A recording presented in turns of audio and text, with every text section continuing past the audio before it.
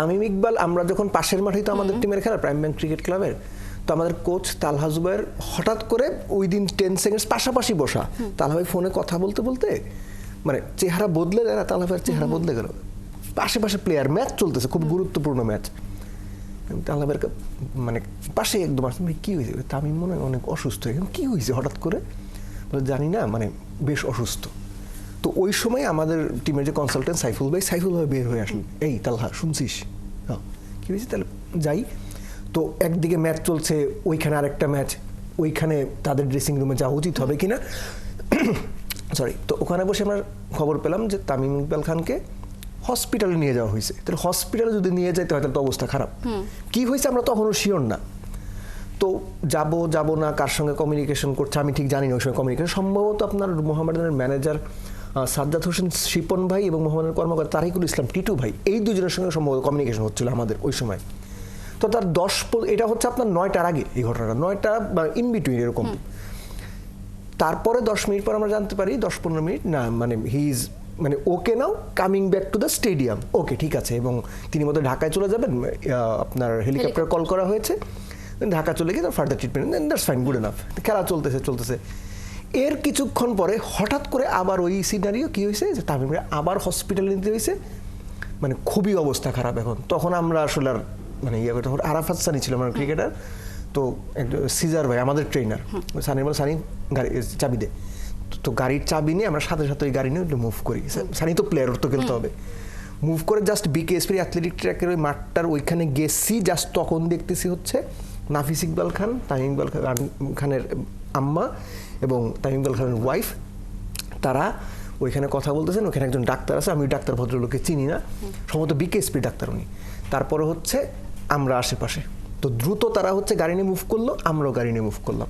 তো ওখানে গিয়ে দেখি অলরেডি অপারেটিভ প্রসিডিউর শুরু হয়ে গেছে। তো কথাবার্তা বলে ওখানে আবার বিকেএসপির কোচ মন্টু দত্ত, বিকেএসপির পাবলিক রিলেশনস অফিসার আশরাফ ভাই, মানে ওইখানে যারা কিছু না কিছু করতে পারতেন, কোনা each and everyone was present, each and everyone. তো একজন আপনার ড্রেস পরা, উনি ডাক্তার হতে পারেন, অ্যাটেন্ডেন্ট হতে পারেন, নার্স হতে পারেন, আমরা দেখে চিনছেন, যেহেতু গণমাধ্যমে একসময় মানে পুরোদস্তুর কাজ করতাম, চিনছেন। ওনার বক্তব্যটা ছিল যে মানে আল্লাহ একমাত্র পারে তাকে এখন এই অবস্থায় কামব্যাক করতে পারে, মানে ফিরাই নিয়ে আসতে পারে। তো এই কথা শোনার পর আসলে আপনি খুব বেশি কিছু বলতে পারবেন এটা আমার মনে হয় না। তো একটা সিঁড়ি ছিল, আমি সিঁড়ির মধ্যে চুপ করে বসে রইলাম।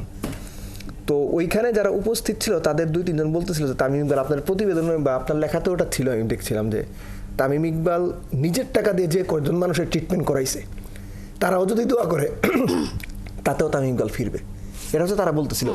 তো তখন আর কথা নাই, কিছু নাই।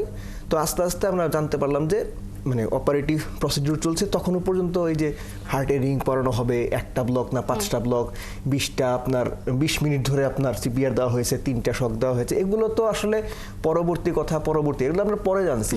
তবে এই যে প্রসিডিউরটা হলো, এর মূল বিষয়টা হচ্ছে তামিম ইকবাল প্রথমে যখন হসপিটালে গিয়েছিলেন তখন তিনি বুকের ব্যথা হিসাব করেই গিয়েছিলেন, এবং তার সঙ্গে ডালিম ভাই ছিলেন। ডালিম ভাই হচ্ছে ওনাদের ট্রেনার ছিল মোহামেডান ক্লাবের, এবং যেতেই তিনি ওই হেলিকপ্টার সার্ভিস প্রোভাইডার কেউ একজন কল করেছিলেন, এবং ডালিম ভাইকে নাম্বারটা উনি শেয়ার করছেন যে ডালিম বাসায় কিছু বলবি না, আমি এখন বলতেছি সেটা বলছে ডালিম ভাইরে যে বাসায় এখনই কিছু বলবি না, যদি দেখিস যে আমার অবস্থা খারাপ, কারণ উনি বুঝতে পারছেন ব্যথাটা হয়তো বেশি, কারণ একজন অ্যাথলিটের ভাই দিন শেষে টপ অ্যাথলিট, উনি তো বুঝতে পারেন শরীরের অবস্থাটা কি, যে তুই ইয়ের সঙ্গে কমিউনিকেট করবি ওই হেলিকপ্টার ওদের সঙ্গে। তো চলে গেছে, যাওয়ার পর প্রাইমারিলি ট্রিটমেন্ট করা হয়েছে, হি ফেল্ট ওয়েল।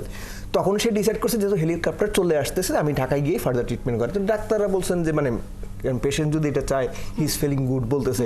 আর তামিম তো আর জানো কোনো সাধারণ মানুষ না, আপনার আমার মতো না, he is special. So Tamim Iqbal ওই অ্যাম্বুলেন্সটা নিয়ে হসপিটাল থেকে ডালিম ভাই সহ বের হন। বিকেএসপির অ্যাডমিন বিল্ডিংয়ে আসার কাছাকাছি সময়ে তামিম ইকবাল কলাপস করেন। পালস অলমোস্ট নাই, হার্ট কাজ করতেছে না, মুখে ফেনা, মানে এটা হচ্ছে ডালিম ভাই বা যারা ছিলেন এই অবস্থা। তো ইনস্ট্যান্ট ডালিম ভাই হচ্ছে সিপিআর দেওয়া শুরু করতে অ্যাথলেটিক্স ট্র্যাকের দিকে যায়, ততক্ষণে দেবুদা এসে আছে, মানে দেবব্রত পাল, ওই সময় একজন ডাক্তার ছিলেন।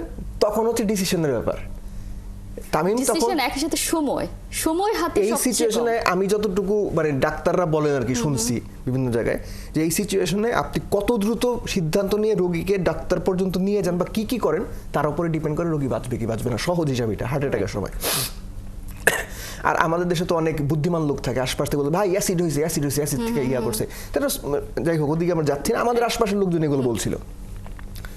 তো ওই সময় ডিসিশন নিতে হবে তামিম ইকবালকে হেলিকপ্টার উঠিয়ে ঢাকায় আনতে হবে, আনা যাবে নাকি ওখানেই আবার মানে ব্যাক করে ট্রিটমেন্ট করানো হবে।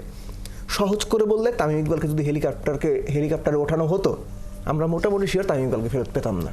That was a quick decision এবং কার্যকরী ডিসিশন যে ওই সময় তাকে হসপিটাল ব্যাক করা হচ্ছে। হ্যাঁ, এই সময় আপনার তামিম ইকবালের পরিবার তারা তো এসে পৌঁছননি তখনও, তার মা বা তার ভাই, তার ওয়াইফ হেলিকপ্টারে ছিলেন, আকরাম খান ছিলেন, তাদের সঙ্গে কমিউনিকেট করেই মোটামুটি তারা ওই কঠিন সময়ে কঠিন সিদ্ধান্তটা নিতে হয়েছে, না হেলিকপ্টার উঠবো আমরা ব্যাক করি। যেটা আসলে আমরা বলছিলাম যে এই সিচুয়েশনে কঠিন সিদ্ধান্তটা নিতে হবে কিন্তু খুব অল্প সময়ের মধ্যে, যে সময় খানিকটা সময় যদি অপচয় করা হতো হয়তো যেটা আসলে বলছিলেন অনেক বড় ক্ষতি হয়ে যাওয়ার সম্ভাবনা থাকতো, হয়ে যেতে পারতো।